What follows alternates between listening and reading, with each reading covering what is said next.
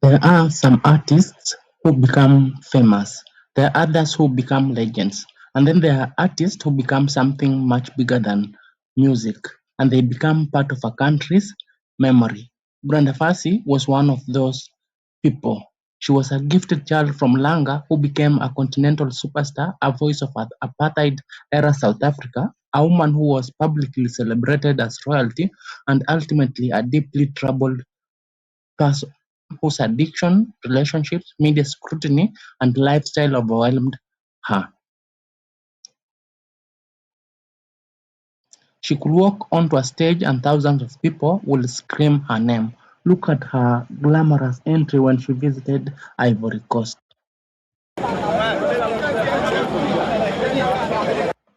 It is said that one day when President Mandela was in a hotel and Brenda was heard shouting from outside, "I am a prince, I am a prince, I am a prince."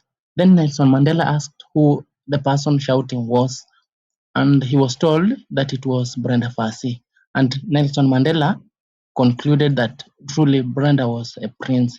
You listen to her voice, just the way she begins her music, the talent, the good sound, then you realize that this was truly an extraordinary woman.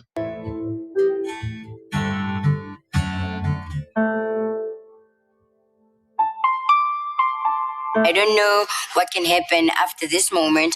I don't know what can happen tomorrow to me. So I do anything now because you never know what tomorrow brings.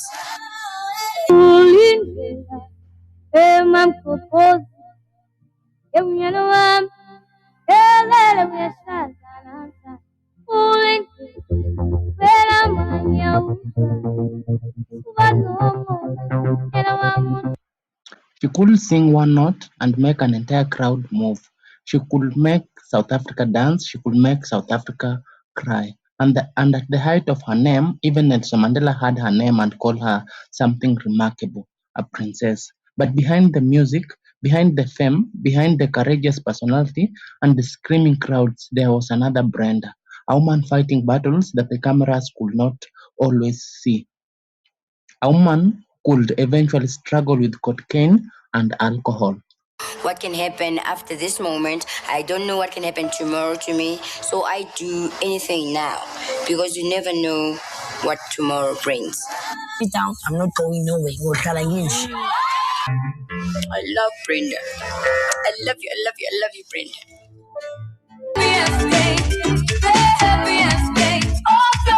As I walk through the shadow of the valley of death, I am not alone. I see a light. It shines bright. I am going to see my King. I am going to see my God. Hallelujah. I am going to see my King. Soon and very soon, we are going to see Him. Very soon. Soon and very soon, we are going to see Him. Very soon. Soon and very soon, we are going to see Him. Hallelujah. Hallelujah. Hallelujah. We are going to see Him. No more dying days. No more dying days. No more dying days. We are going to see Him. No more dying days. No more dying days. We are going to see Him. Soon and very soon. No more dying days. No more. We are going to see Him. Singing it. Hallelujah. Hallelujah. We are going to see Him. Perhaps she recorded this song to showcase the struggle that were happening deep inside her heart.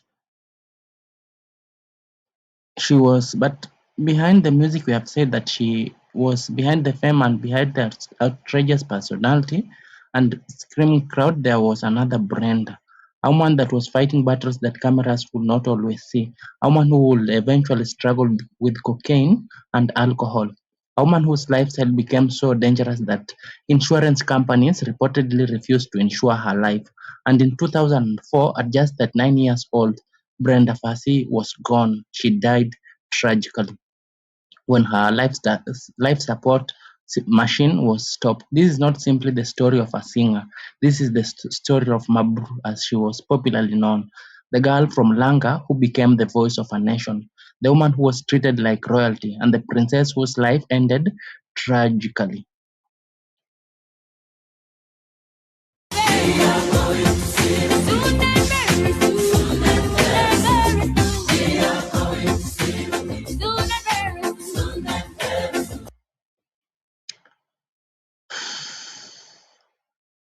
The girl from Langa now. Before the stadiums, before the awards, before the headlines, before the controversy, there was a little girl growing up in Langa, Cape Town.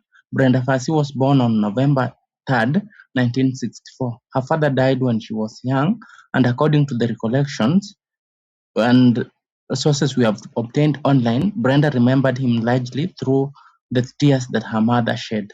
Her mother worked long hours cleaning for white families simply to keep the family moving and alive. Money was scarce, life was hard, but Brenda had something that could not be taken away from her, and that was her voice. Vulindlela, emamkopozi. Every king on earth would love to be a super. She started singing as a child. By the time she was around 10, singing was no longer simply something she did for fun. It was becoming a way of life. And we are told that she could have come before her time because for the 1990s, ladies were not expected to smoke. She was smoking. They were not wearing shorts and trousers. She did, and a couple of other things. She joined a children's group formed with her mother, performing at weddings, parties, and community events. People would throw coins while she performed, and Brenda would pick them up, not because she was already a superstar, but because the money mattered. It helped her survive. The township was her first music school. The streets were her classroom, and the people around her became her first audience. At 14, something happened that would change the direction of Brenda's life. A music producer heard her song. He came from Johannesburg to hear this young girl from Cape Town. And according to the account we have obtained from online, after hearing her voice, he recognized something extraordinary. But Brenda's mother wasn't convinced. We do it by now. Just move your body. Tap around now, baby, it's coming now. Throw your hands up. Come on, everybody.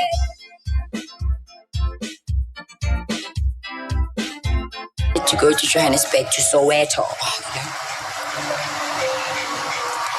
And finally, I put a thumb when they went. My mother never knew. I had a tracksuit, a maroon and tracksuit, maroon and white tracksuit. And I hitchhiked on this truck, mobile truck. I wonder where are those people who gave me the lift. They put me at GP station because they were just blooming there. You know where the trucks stand there? And I walked it to Soweto to find Gibson Kent's place. After Gibson Kent left Cape Town, and after my mother refused for me to go to Soweto, the next thing she sent police behind to look for me. They couldn't find me. But I do know that's confirmation. You heard her mother wasn't convinced. She thought that her daughter, Brenda, was too young. She wanted Brenda to finish school, but Brenda had already made up her mind. She wanted Johannesburg, she wanted Soweto, she wanted to be a singer, she wanted music. And eventually, as a teenager, she left home and headed toward the city that would become the center of her musical universe. It was a dangerous and daring decision for a young girl, but Brenda was never particularly interested in living the safe version of her life.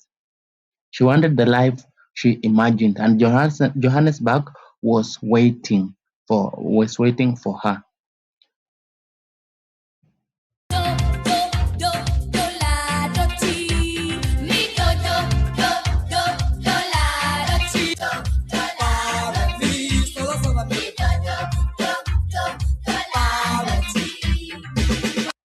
In Johannesburg, Brenda's talent began finding the people who could recognize it. She joined musical groups, she performed, she learned, and eventually she became the lead singer of Brenda and the Big Dudes. Then came the song that changed everything, Weekend Special. Suddenly, this girl from Langa wasn't just another singer, she was becoming a phenomenon. The song traveled beyond South Africa, it reached other African countries, it crossed the Atlantic, and Brenda Fassie became an international name. But there was something different about Brenda. She didn't perform like someone trying to impress a distant audience. She performed like someone who belonged to the people. Power. Whenever she brought out a CD, it was guaranteed sales, and that's what made her Brenda. That nobody will be one brand and they I love this brand. Oh, actually, I just want to know your recipe. You don't get old, you know. A lifestyle. Yeah, she was free before we were free. She cared about being a star. She just loved these audiences responding to her. And she sang right from the soul. Amazing. She performed like someone who belonged to the people. She didn't perform like someone trying to impress a distant audience. People from the township recognized themselves in her. She was acceptable, she was unpredictable, she was funny, she was rebellious, and she was completely herself. That connection became one of the greatest strengths of her career. And she was also friendly and genuine, straightforward, sincere, honest, and just a friend to people who wanted to grow. You could go, you could tell her, no, don't go there. You know, it's like there's some gangsters there. You'd be like, no, I'm the biggest gangster here in Joburg. I'm going there, and she would go. She was like, one of the most accessible artists. I call it street level music, that ordinary people from the street immediately were able to identify. Brenda could just drive her car, and when people shout, Brenda, she would stop her car, get out, and be free. When you have street cred, that's yo, you're talking now, you can influence a whole community.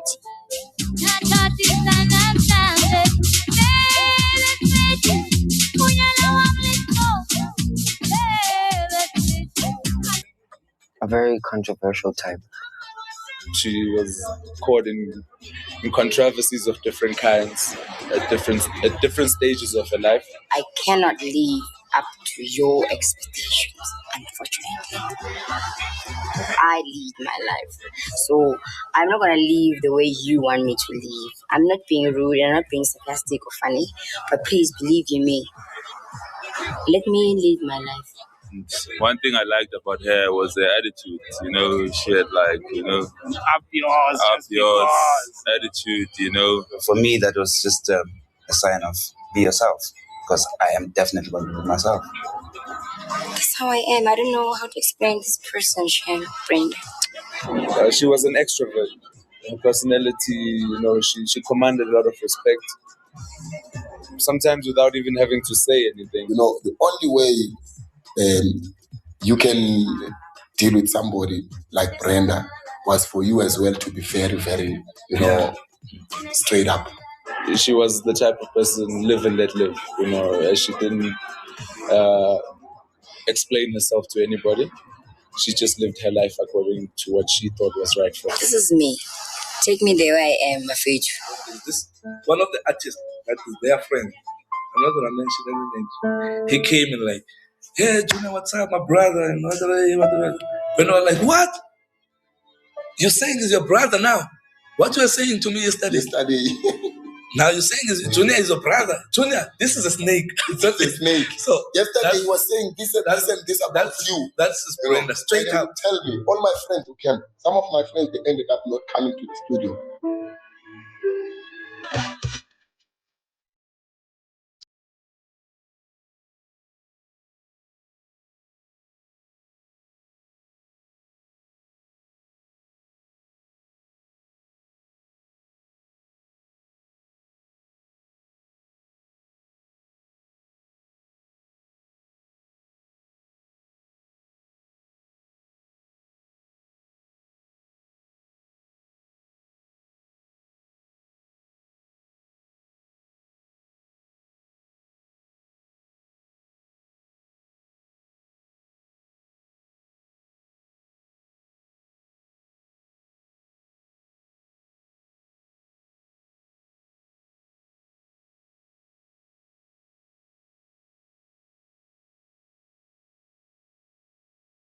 So that's the person we are talking about, a straight up person, a honest person, someone who was a friend, a true friend.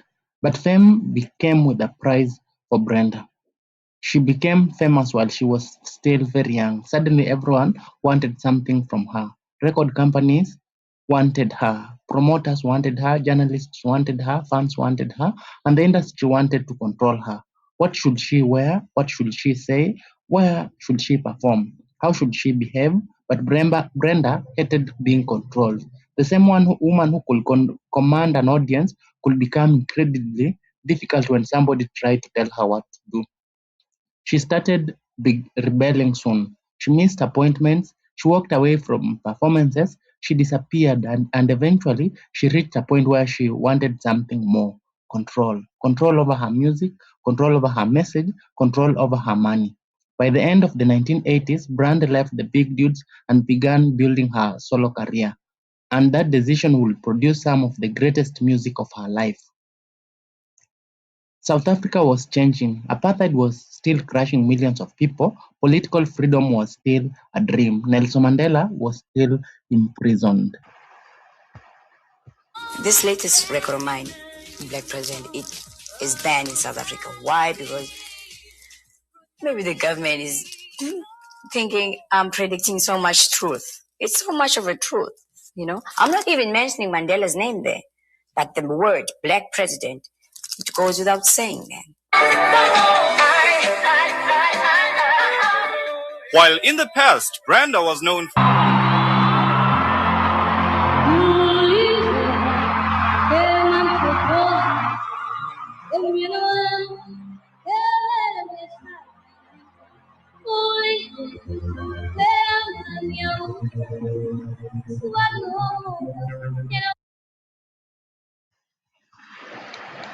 Even her song Vulindlela, which appears to be a wedding song, had deep roots in the political freedom in South Africa. It's a song that talks about this marriage that tells the oppressors to move aside because the son is soon becoming married, and it talks of the reunion of the Africans in South Africa to fight for their freedom and gain independence, and that was the marriage he was talking about there.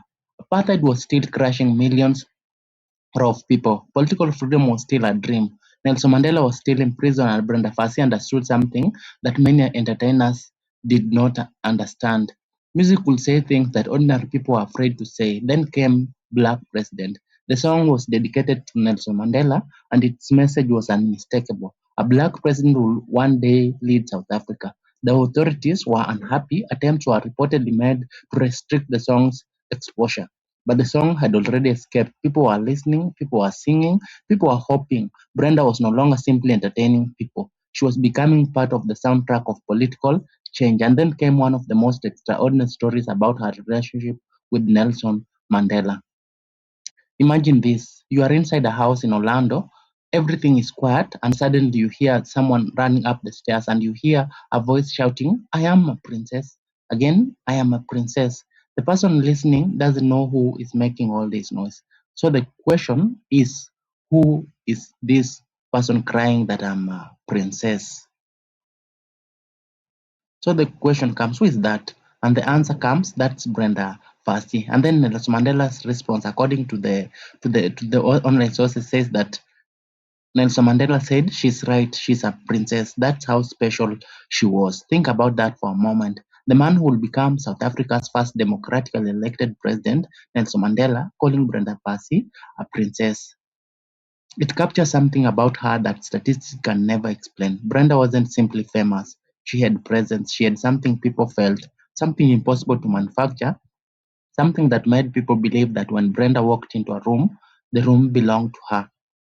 But there was another side to that larger than life personality, and that's where the story becomes painful. This is when her life began to fall apart. The public saw the superstar, but privately, Brenda's life was becoming increasingly complicated. Her marriage became troubled. There were allegations of infidelity, money problems, conflict, accusations, and eventually the marriage collapsed. For someone already living under enormous pressure, the breakdown was devastating. The documentary material describes a woman who could smile on stage while carrying pain inside, and then came cocaine. At first, according to the account in the online sources, it was something she used to escape, to relax, to cope, to get through depression. But addiction does not remain a servant for long. It became the master and eventually the prison.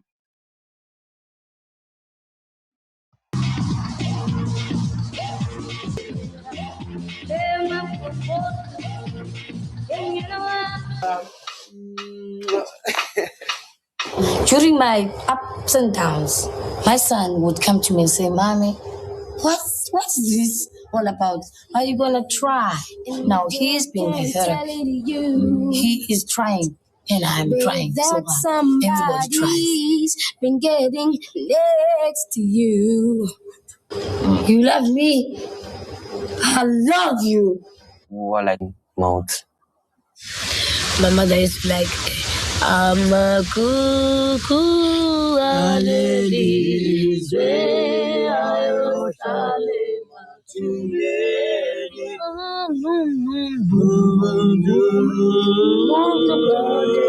And she would say that.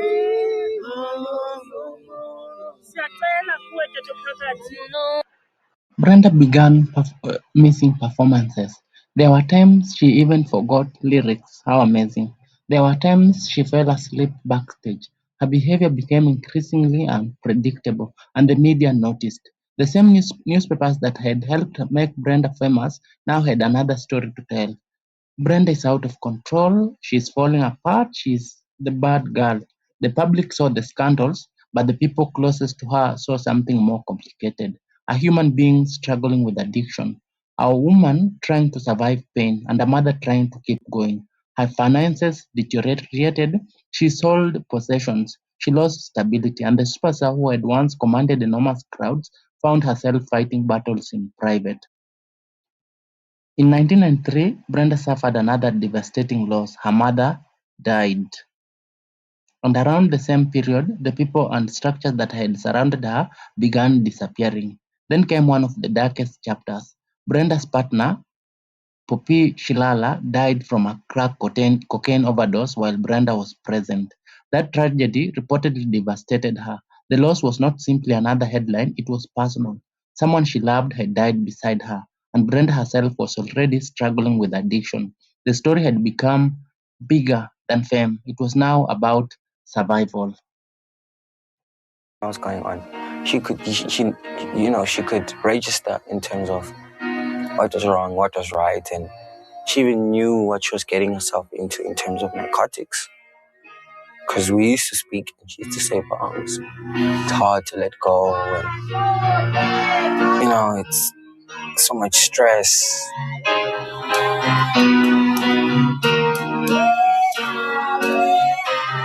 She said to me, she can't ask for help from people, even if she's got a problem, because people have painted her as a drug addict. So whatever she does, or whatever she has and she doesn't have, if she asks for help from people, people will always say, I know she's been spending money on drugs. And say, but how can I spend millions on drugs? Drugs don't cost millions. I'm doing drugs because I'm frustrated, I'm stressed. I've been working so hard for companies to grow, while she's going nowhere. I didn't want to find out why artists are so desperate in this country. And I think Brenda was a reflection of that desperation and frustration.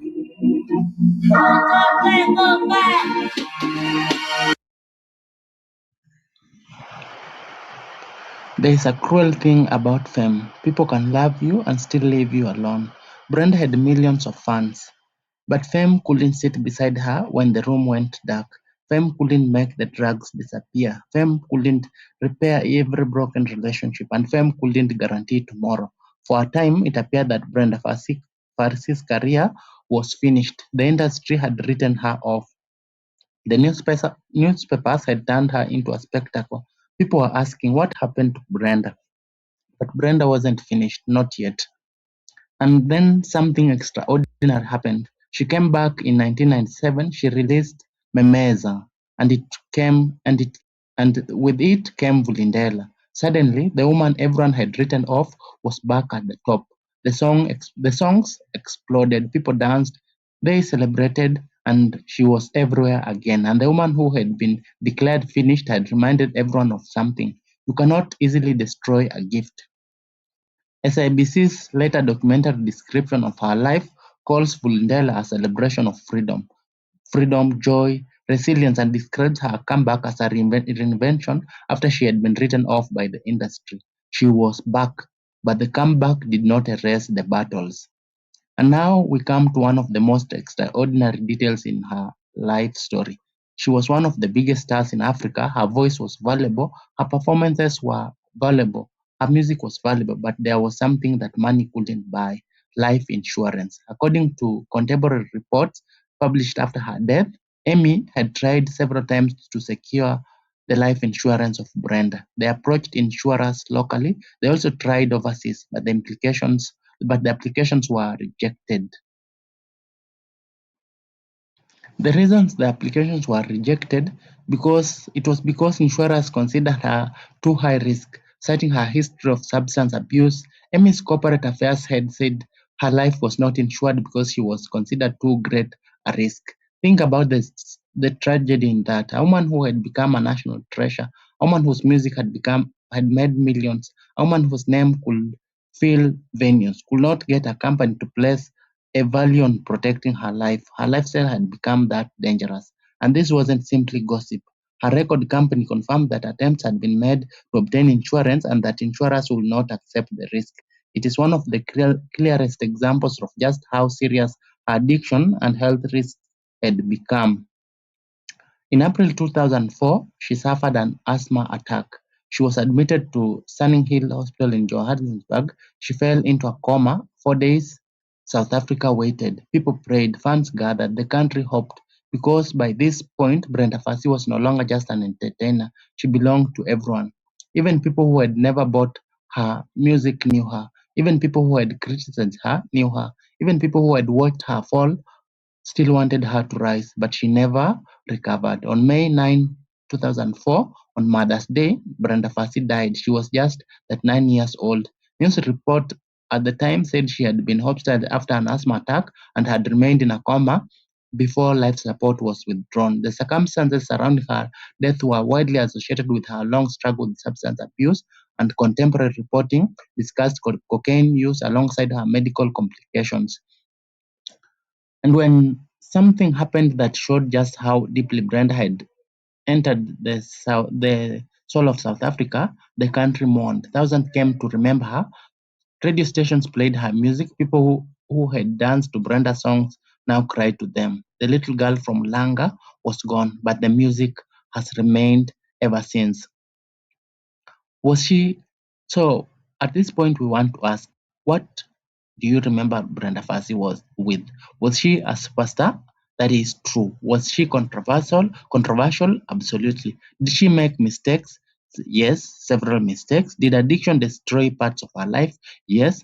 But if we reduce Brenda Fassie to her addiction, we miss the story.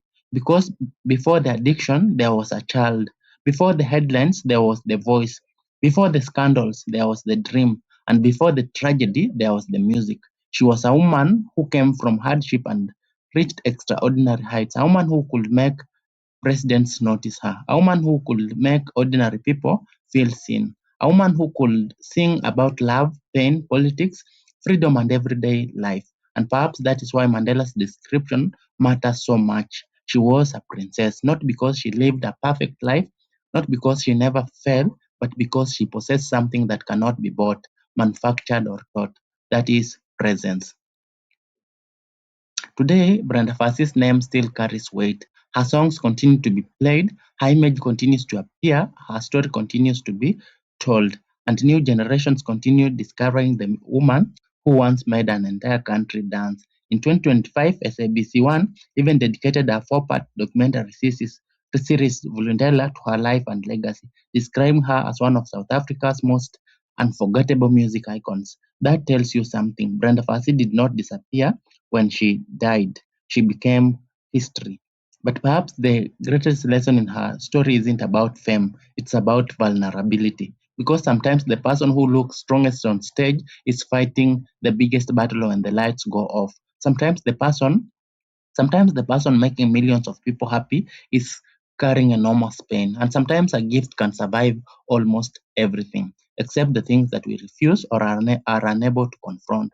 Brenda Fassie was a princess, a true princess for that matter. She was a rebel, she was a mother, she was a daughter, she was a superstar, she was complicated, flawed, brilliant. She was a human. At that 9, her life ended, but her voice did not. The princess is gone, the music remains, and Mabru will never be forgotten.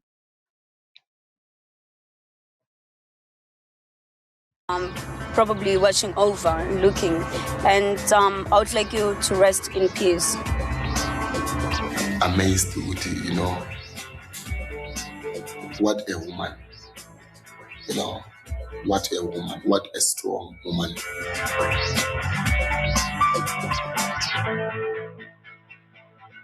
My music, when I'm on stage, when I'm energetic, it's not me, it's them. I don't know who they are. And that brings us to the conclusion.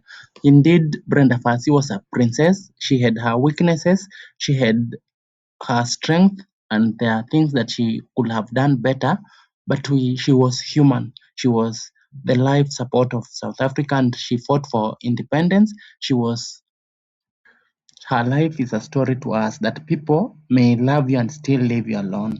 That millions of fans can have you and love you, but there comes a moment when you are left alone.